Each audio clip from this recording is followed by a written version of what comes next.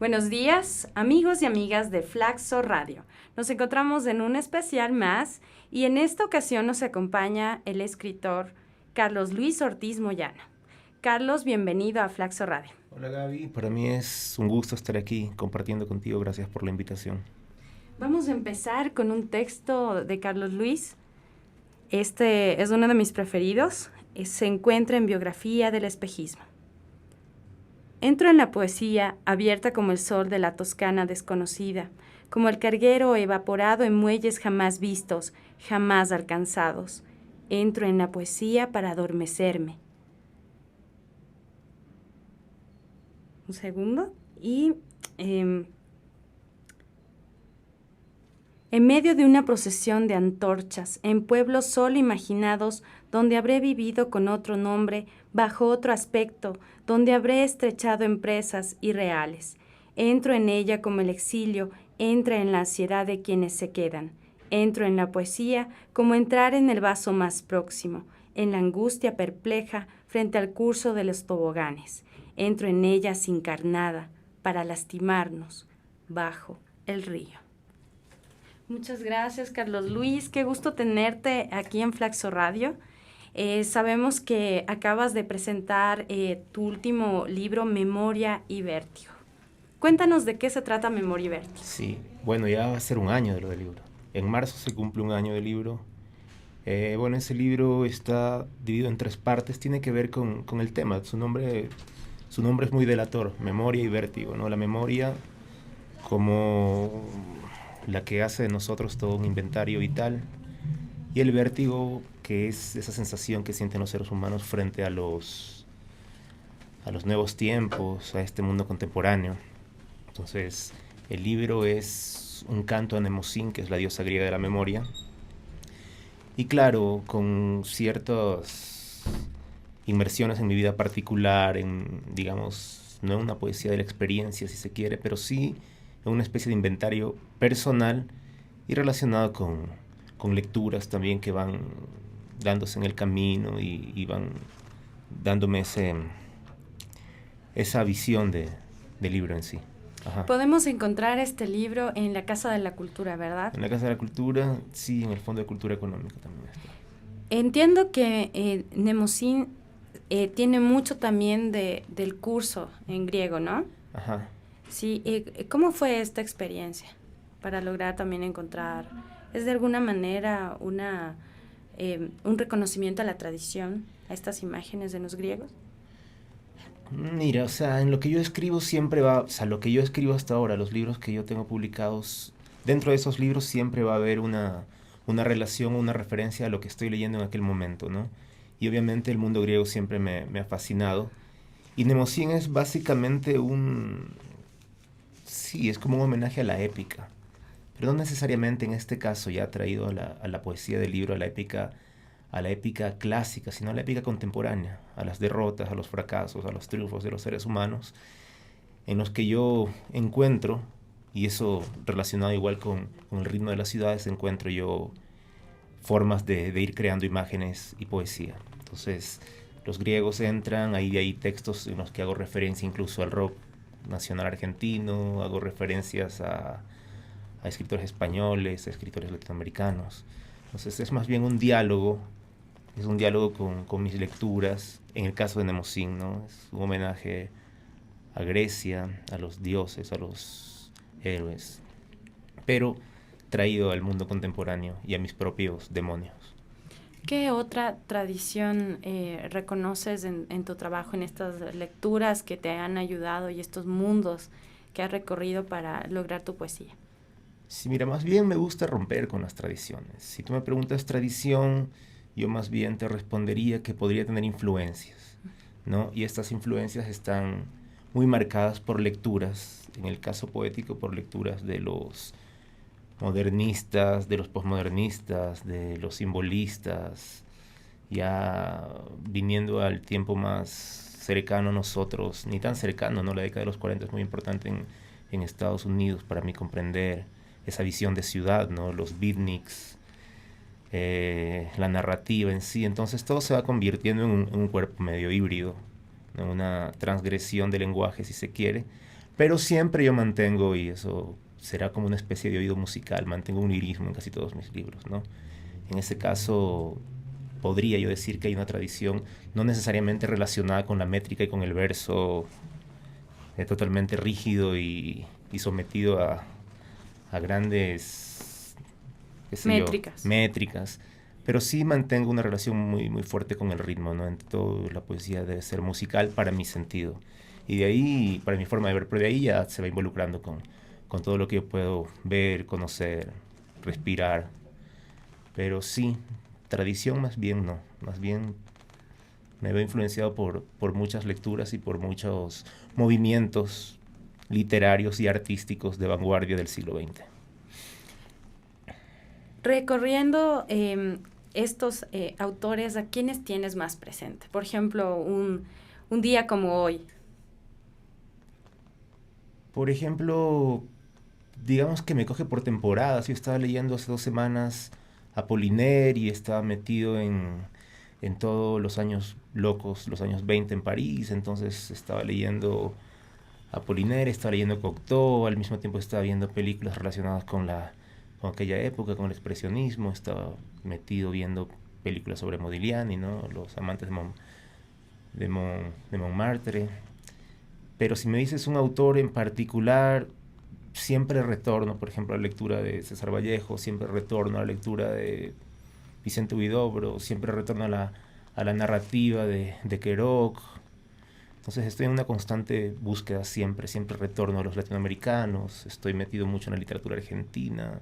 En este momento, por ejemplo, estoy redescubriendo un escritor que ha sido un poco olvidado por los críticos, que fue Néstor Sánchez, ¿no? Que tuvo una vida bastante particular, y estoy en eso, ¿no? Entonces tú encuentras en esa narrativa encuentras mucho de escritura poética y relacionado con géneros musicales como el jazz, como el tango. Entonces vuelvo siempre a importantes escritores que fueron parte de mi formación literaria, particularmente en la adolescencia. Pues siempre estoy volviendo a Germán Hesse, a Thomas Mann, a los alemanes. Pero uno así en particular, no tengo uno que te puedo decir porque son muchos. Sino por temporadas, Por por temporadas, momentos de la sí, vida. por temporadas en el infierno. Mira, recordaba también en el libro El oficio de escribir de Borges, que se hace en una recuperación de sus discursos en la universidad, él se refiere al verso libre como realmente todo un desafío, quizás la cuestión más difícil de hacer en la poesía. ¿Por qué el verso libre y este lirismo del que nos hablas, Carlos? Mira, el verso libre, desde mi forma de ver, desde mi punto de vista, tiene sus pros y sus contras, ¿no? Porque todo puede ser libre, entonces estamos hablando de un exceso de libertad, lo cual va a generar, sobre todo en los escritores más jóvenes, una necesidad de expresarse sin tener en cuenta que existen, ¿no es cierto?, procesos rigurosos de escritura, procesos rigurosos de corrección, relecturas constantes. Entonces, en ese sentido, la libertad es un poco atentatoria para el trabajo de los jóvenes poetas, ¿no? Entonces, es como que no todo puede ser poesía, pero estamos enfrentándonos a una serie de discursos en los que todo podría ser poesía. Entonces, en eso yo estoy un poco en contra, ¿no? O sea, sí creo que debe existir esa libertad, pero una libertad sujeta a unos procesos particulares de corrección, de lecturas, ¿no? Si se quiere escribir, se tiene que leer. Pocos son los casos en los que yo he encontrado a grandes escritores sin que hayan sido grandes lectores, ¿no?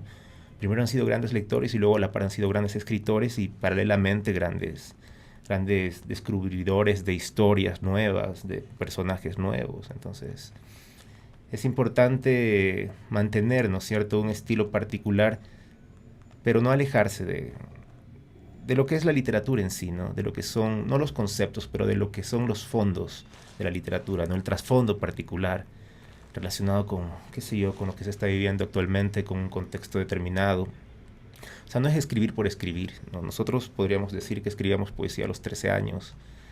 No éramos Rambón, ¿no es cierto? Pues estábamos haciendo un diario particular de nuestras ínfimas derrotas cotidianas, pero no necesariamente es poesía. Entonces la poesía sí tiene que ver ya con un discurso mucho más elaborado, con la necesidad de que ese discurso se mantenga en el tiempo.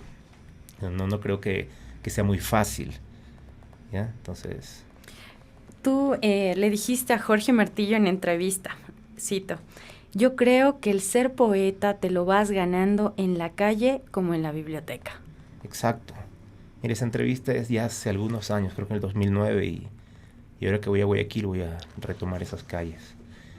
Yo le decía eso a Jorge porque igual estaba atravesando otro momento de mi vida. El libro se llamaba Lírica para Vagabundos y es un libro mucho más desbocado en el sentido de la existencia. Y claro, ¿no? Si yo lo vivía así, yo vivía con mis amigos, o sea, estaba con mis amigos, a la par estaba en la casa, a la par estaba en la calle, a la par estaba en la biblioteca y redescubriendo cosas, e investigando cosas, metiéndome a los libros, a las librerías de viejo, que en Guayaquil hay muy pocas, y todo iba generando un discurso particular que tenía que ver con eso, ¿no? Con lo callejero como lo cotidiano, para poder comprender la carne de la ciudad. Y con la biblioteca como esa necesidad de ir formando una conciencia intelectual.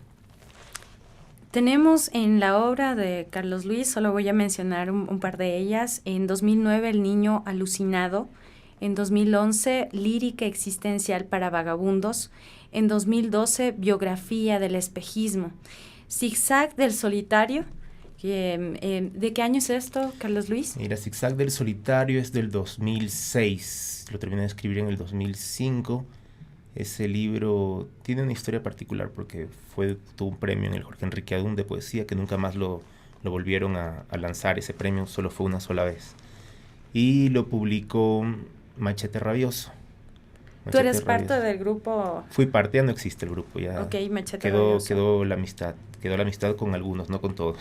Pero cada quien está por su lado, pero se hicieron cosas muy, muy chéveres, ¿no? Se hicieron recitales no convencionales. Por ejemplo, hicimos un recital en el Cine Hollywood, que es un cine pornográfico, que se llamaba Garganta Profunda, el festival. Entonces se editaron muchos libros. Incluso se editó un libro de un sánsico que es Raúl Arias. Se publicó libros de Cristian Arteaga, Enver Carrillo, Samuel Tituaña, Walter Jimbo, Fernando Escobar, el mío. Entonces se hizo algo importante. Éramos mucho más jóvenes también. O sea, teníamos 24, 25 años. Teníamos todavía la esperanza. Y también entre las distinciones a tu poesía se encuentra el premio Ileana Espinel del 2009 justamente por El niño alucinado. Ajá. ¿Quién es el niño alucinado ahí? Soy yo. O sea, en esa época escribía mucho sobre ese significado de retornar a la infancia. Con el tiempo trato de matar a ese niño, no porque no tenga una relación íntima con la infancia, sino porque han ido cambiando los discursos. Ese fue un conjunto de textos que luego entró en el libro Lírica para Vagabundos. Pero como era un conjunto de textos para el concurso, lo hice bajo ese título. O sea, en mi poesía estoy siempre en una especie de retorno a la infancia. Ahora ya estoy trabajando otro tipo de discursos, otro tipo de temáticas, pero que igual no van perdiendo ese yo autobiográfico, ¿no? Creo que nos delatamos en cada obra y todas tienen un punto en común. Formalmente, Carlos Luis ha hecho estudios en comunicación social en la Universidad Católica de Guayaquil. También tiene una maestría de estudios culturales en la Universidad Andina, en donde me parece que ahí fue que formaste parte del grupo Machete Rabioso. También tienes experiencia como docente, tallerista y te gusta viajar. Yo creo en particular que nos gustaría escuchar tu experiencia de moverte entre estas tres ciudades, Guayaquil, Quito y Alausí. Ya. Empezamos por la última. Sí, tallerista nunca he sido, nunca he estado en un taller literario. No, más bien tú ibas a Buenos Aires, me parece, a algunos otros lugares a compartir a Buenos Aires, algunas sí, cosas de las que a unas lecturas ya. Uh-huh. Sí, mira, este último año, el año que pasó, estuvimos viajando, ¿no? Estuvimos viajando Buenos Aires, Chile, Perú. Y claro, eso es un tránsito que me sirve a mí para poder observar qué se está haciendo en otros lugares. Y me quedé muy contento por la acogida y también a la expectativa de esos nuevos discursos, ¿no? Hay discursos que de pronto ya no van de acuerdo a mi propia forma de ver las cosas, ¿no? O sea, los discursos de las redes sociales, los discursos del lenguaje trastocado. Y bueno, yo he vivido en Guayaquil toda la vida, vine a Quito acá el 2005, me regresé en el 2008, regresé en el 2011, 2013, ahora me regreso a Guayaquil otra vez. Y Alausí es la tierra de mis ancestros, si quieres es un Macondo, es un pueblo idílico como el de Juan Rulfo, como el de García Márquez. Yo he estado ahí todas las vacaciones, los feriados, y de ahí han salido todas las cosas simples para yo poder exponer mis temas en la poesía, ¿no? De ahí que sea siempre también una constante búsqueda esto de los viajes, ¿no? En Alausí tú encuentras todo lo que necesitas para poder crear una imagen perfecta. Tienes una neblina todos los días al suelo, otros días tienes sol, tienes los cerros alrededor y tienes todo este profundo sentido de la amistad y de la solidaridad. Entonces mis amigos con los que yo aún mantengo contacto casi siempre son de allá y con quienes tenemos lazos familiares también. Entonces Alausí es eso, es el lugar de la solidaridad, es el lugar de la amistad, es el lugar de la alucinación, si se quiere, el lugar del asombro. Guayaquil es mi ciudad por excelencia, ¿no? Es mi ciudad por excelencia donde yo estudié, yo me formé, yo fui descubriendo la literatura y yo fui descubriendo el arte en todas sus expresiones, ¿no? Tengo amigos cineastas, pintores allá, con los que todavía tengo contacto. Y Quito fue la ciudad donde he ido descubriendo otras cosas, ¿no? Donde me he enamorado, donde hice un hijo que todavía no nace, ¿no? Va a nacer por agosto, por julio, por ahí. Entonces Quito es una ciudad que siempre me ha dado sorpresas y todo, me ha dado alegrías, me ha dado tristezas. Me gusta mucho el Quito, este Quito gris, me encanta cuando llueve poco. Recuerdo el Quito de mi infancia cuando venía a pasar donde una tía. Y son tres ciudades muy particulares y me gusta mucho, suponte, cuando puedo, si pudiera regresar a Buenos Aires, ¿no? Que está conectado muy fuerte con la noción de puerto, con el sentido de puerto que lo puedo relacionar mucho más con una ciudad como Guayaquil, con sus diferencias abruptas, pero sí, o sea, son lugares por los que transita mi cabeza siempre, por donde estoy siempre buscando, investigando. Vamos a escuchar la poesía de Carlos Luis Ortiz Moyano de su propia voz. Bien, este es un texto de un libro inédito, se llama El Fuego de San Telmo. El Fuego de San Telmo es un fenómeno natural, pero que fue considerado y es considerado por los marineros desde tiempos remotos como buenos augurios, como la presencia de algo supraterrenal. El Fuego de San Telmo. Aquello que tan altamente se dibuja, que tiene destellos y flores amarillas, del que se desprenden todas las ruinas del tiempo, las iglesias unidas a un puño de luz, la paz de las calles negras, la piedad de los extraños en reflejos circulares, en electricidad y corriente que se despliega por encima del mar cabrío, aquello que se entumece como un muerto joven, que crece en el azogue de la vida, en llamas ocultas, en infiernos agoreros, si es que en el infierno hay buenos augurios y templos, aquello que se escapa de la estrella más antigua, de la línea que hacen las tres Marías en la noche, y se dilata en la culebra que crece en la cabeza del navegante, donde pula el hierro en que reflejarse. El fuego, oh fuego de San Telmo, el que se mira desde abajo, el que procrea nacimientos y entraña los secretos de antiguos filibusteros. Oh fuego de San Telmo, descarga remontada en azul, en púrpura, desde las habitaciones eléctricas de otros cielos. Tú, resplandor de augurios y presagios, dame la calma hoy que las guías disparan otros senderos, hoy que la brújula tiende a ser de hielo, y norte y sur se disipan en macrocosmos y en trinos celestiales. Oh fuego de San Telmo, descarga las nubes sobre mi cuerpo, limpia la sal de viejas travesías, la marea es negra y áspera la cubierta de mi frente, Dios pincela con saliva el día mustio, Dios hace de grises la nave, y sobrevuela sobre el farallón sobre el que escribo, con su túnica blanca como la costra que la madrugada hace sobre el agua. Fuego, oh fuego de San Telmo, haced del mar nuestra patria. Cuéntanos en qué consistió el proceso de construcción de este poema del Fuego de San Telmo, la imagen más potente que acabas de describir. Sí, mira, este texto sale justamente, forma parte de un libro, ¿no? Que está dividido en 3 partes y que lo estoy concluyendo, pero yo estaba muy conectado con las lecturas relacionadas con la náutica, ¿no? Con el mar, con los piratas, y justo cae sobre mis manos un librito que yo no había leído de un importante escritor que en un momento dado fue un renovador de la de la narrativa ecuatoriana, que es Carlos Béjar Portilla, y él tiene un libro que se llama La Rosa de Singapur. Entonces, en La Rosa de Singapur fui descubriendo historias relacionadas con la libertad del mar. Y bueno, y ya yo sabía lo que era el fuego de San Telmo y traté de imaginarme cómo era ese fuego de San Telmo. Incluso en Moby Dick se habla del fuego de San Telmo mucho.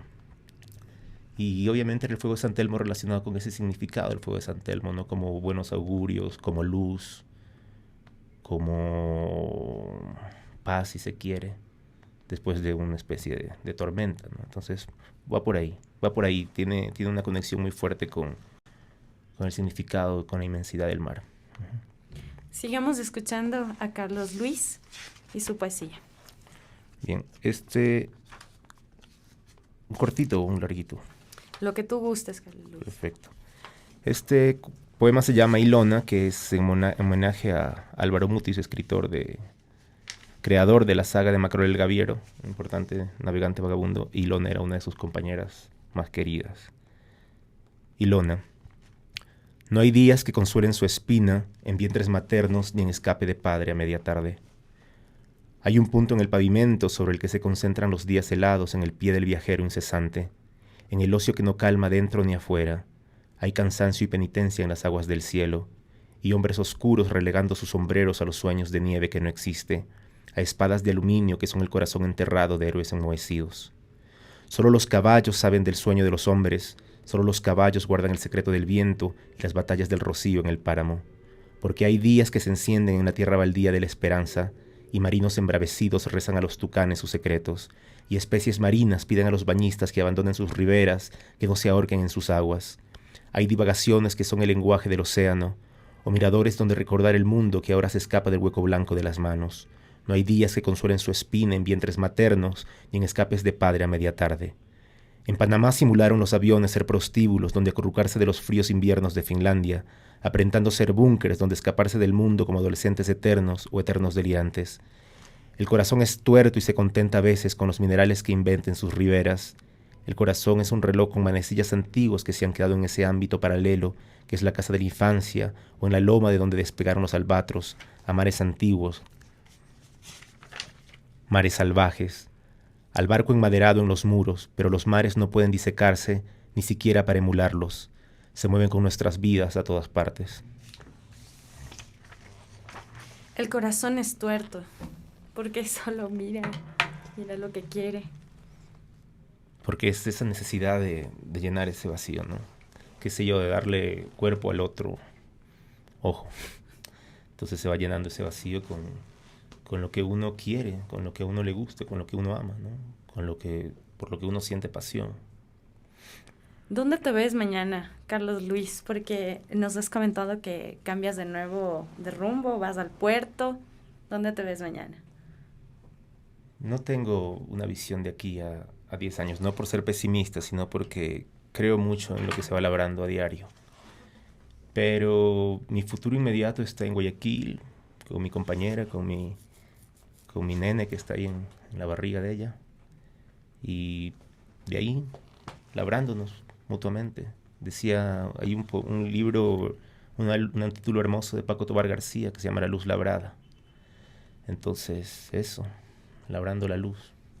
Vamos a cerrar este especial de Flaxo Radio con más poesía de Carlos Luis. Le pedimos que nos lea un último fragmento antes de despedirnos. Este es de un nuevo libro, no todo esto es inédito, no está publicado en ninguna parte. Gracias, Carlos Luis, por compartirlo con nosotros. Gracias a ustedes, chicos. Existencia. Hay un lugar en una patria donde resucitaremos como barcos, islas donde con otros nombres blandearán banderas los amigos muertos, las estrellas vistas en el regazo de la primera casa, la del día libre sin mediaciones. Estoy seguro que mañana vendrán a buscarme, a definir la hora de partida del desancle rozagante. Todos los búhos cantarán en el revés de la noche, en el filo oscuro de la daga que incesante contemplo. Muchas gracias, Carlos Luis Ortiz Moyano, por acompañarnos en este especial de Flaxo Radio.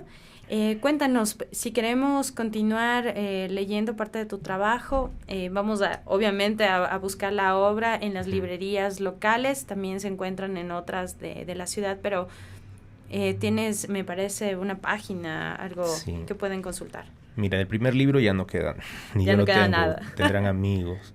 El segundo libro, de pronto en la Casa de la Cultura, está Lírica para Vagabundos, Biografía del Espejismo. Creo que lo repartieron porque fue premio Pichincha, lo repartieron por ahí. Yo tengo 2. De ahí, Almacén en Cuenca, en la Universidad de Cuenca, de un libro que tuvo la primera mención el César Dávila Andrade hace unos 4 años, quizás, o 5. Y el que yo creo que lo van a poder adquirir más rápidamente es en la Casa de la Cultura, ahí en la librería. Ahí está. Y si no está, lo pueden pedir porque tienen en bodega, y si no, sacan de los cartones, se llenan de polilla y de gusanos. Eso sería bueno que la Casa de la Cultura se dé cuenta. Yo también tengo, ya no muchos, pero ahora en Guayaquil podrían llamarme, yo se los facilito. Y bueno, y en la web, ponen en Google, creo que me han subido bastantes textos. Y tengo un blog que se llama cianuricloral.blogspot.com, que están ensayos, básicamente. No manejo muy bien lo de los blogs, pensé que iba a ser mejor, pero creo que tengo 2 seguidores, ¿no? No tengo más, no sé cómo hacerlo en realidad para que salga más a la luz. Eso. Carlos Luis Ortiz Moyano nos estuvo acompañando en este especial de Flaxo Radio. Muchísimas gracias. Saludos a nuestros radioescuchas y les pedimos que sigan en sintonía de Flaxo Radio. Les saludó esta tarde Gabriela Ruiz. Gracias.